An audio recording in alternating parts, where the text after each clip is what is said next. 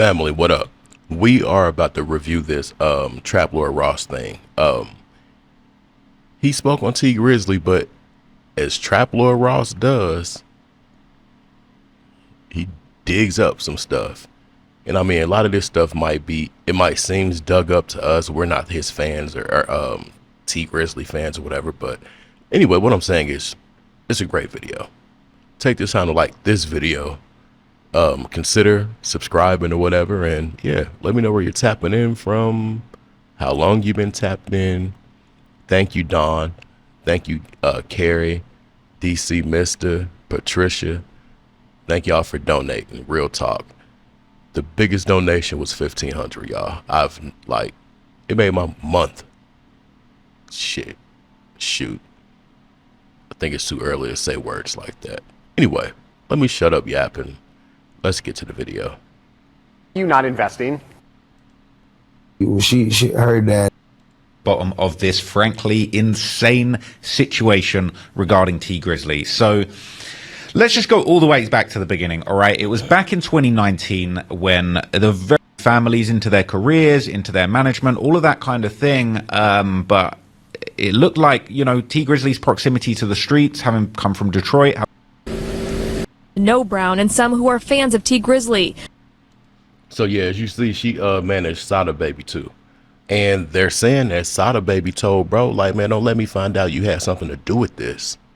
Why would bro even say that to T Grizzly? Yeah. I wonder who all know that they were romantically involved, because they said that the son confirmed it. The ladies, the auntie or manager, whoever she was to bro, girlfriend, auntie, manager, her son said it. Bushman says Brown was a young woman who was committed and kind. It was like her first time managing, but she grasped the knowledge.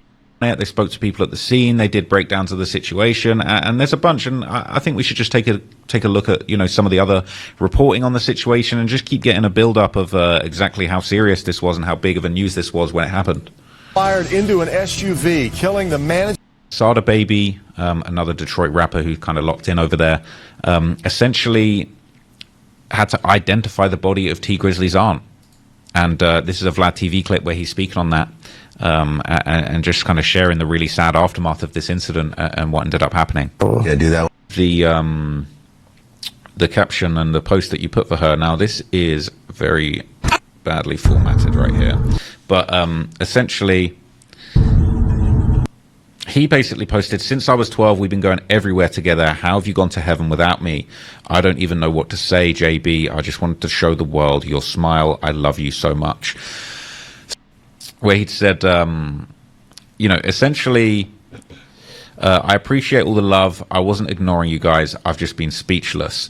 And this was an older post that also has been kind of resurfaced, basically paying tribute to her and saying she quit her job in 2016 to manage him, and wishing a happy Mother's Day to his aunt there. So it was only a month after the incident when T Grizzly releases this tribute song. It's called Satish, which is actually her middle name, and essentially is paying tribute to his fallen aunt after this situation that happened. And what's interesting about this is he has a couple of lyrics in here which I thought are really interesting to look back at now, because obviously, look, we're going to get into it in a minute, but a lot of people have this ridiculous theory, this crazy theory that T Grizzly had some kind of romantic relationship with his own aunt, right? There's a lot of crazy theories. We're going to get to them in a bit. They're saying he got her pregnant, they were together. Now, he addresses that on the first lyric of this song all the way back in September 2019. He says, "Loved each other way more than we loved life. We were so close, people thought we had a love life. We loved each other way more than we loved life." All right, so T Grizzly is referring to his manager. People saying that they thought that they had a love life because they were so close. All right, now look, I haven't seen anything yet. From those posts and pictures that I've seen, y'all,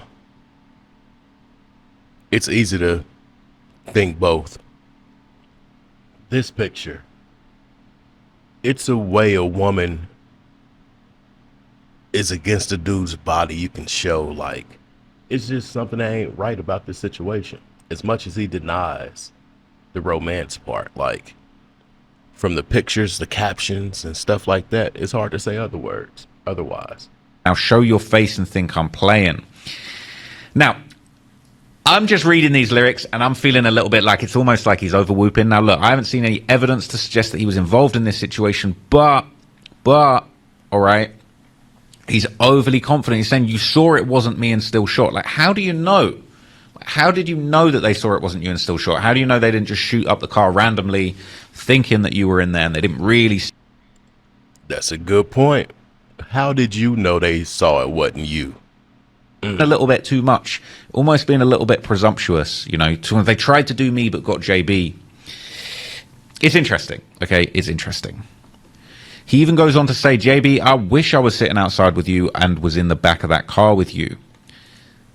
Okay, you know that your favorite rapper wouldn't have ever let them guys get you. I would have shot them, left them dying, leaking in the street, wouldn't have ran, would have smoked the runts and watched that man go to sleep. And you think they came for her? Man, you know they came for me. So he's really putting that message across, saying they definitely came for me. You think they came for her? They came for me. They took my heart and my brains. They know I can't think. Basically just pushing that narrative that they came for me and, you know, they didn't go for JB on purpose. He's got his kids, his aunt's kids, but I guess they're what would that be, his nephews or second nephews, saying, how are you going to die on me?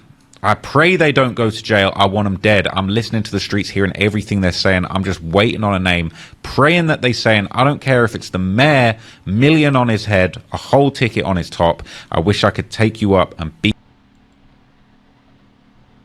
So he's sitting here talking about putting money on people's heads, while this whole situation is about money on somebody's head, allegedly. These dudes, y'all, no matter if he did this or didn't do it, these dudes say so much in their lyrics, just trying to appear real, authentic. He just confirmed, and it's music, but I mean, look at these cases, y'all. They're taking the music literally. Music isn't just music anymore, especially when you have an organization or a label that's talking about certain things and you're moving a certain way. Dude might have been telling us all along, not even knowing he's telling us. How did you know what the shooter seen? Stupid. Beat your ass, because I was just telling you about them dreams that I had. Dude snatched my heart out my chest, can't nobody replaced it.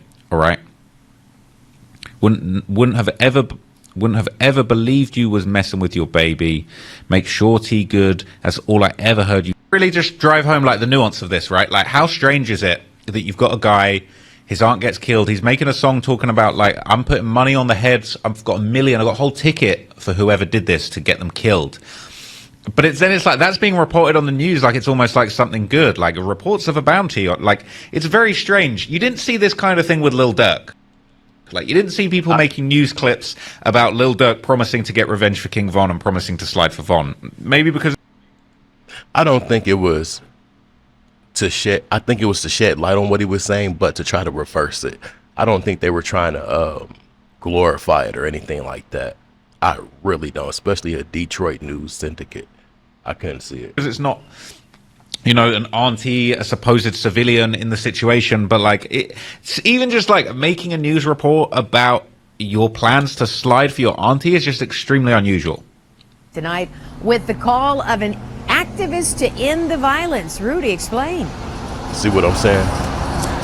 And Carolyn, there are strong emotions in this song by the opportunity count. Getting pretty crazy, right? So soon after this incident happened, there was this viral video that was going around that purported to show T Grizzly sliding on the highway in his Rolls Royce, surrounded by a bunch of people in different cars hanging guns out the window. So he was moving militant after this incident happened, moving absolutely crazy and just rolling around breaking laws, basically. I mean, this video kind of angered me a little bit because it's just kind of like, bro, that's not how you can behave. Like, got guys just hanging guns out the window. He said, what's that supposed to mean? Because you got a gun. So a fan seen him. I guess they wanted to speed up on him. But I guess he was paranoid, moving militant. And, yeah, the security or whoever hung a strap out the window. Like, come on, bro. That's totally overdoing it.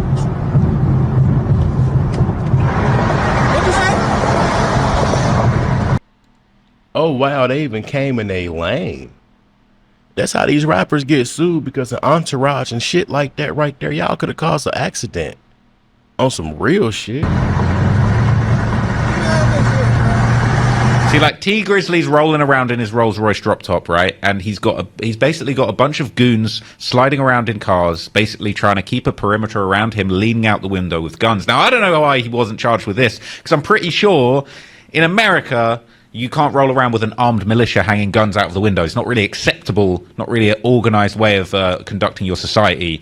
But he behave in a civil. Interview took place in December of 2020, 4 months after the incident, 3 months after he released that I think has sparked a lot of conspiracy theories. They're saying he opened up my door and tried to shoot at me and got hurt. Now, I think the murder weapon and cell phone data put him at the crime scene for 2 hours on the day of the incident. Now, this has been, this. We're going to end it right there, y'all. I feel like they got something cooking up for T Grizzly. I really do. I feel like it's a whole thing of, okay, we got him under the microscope.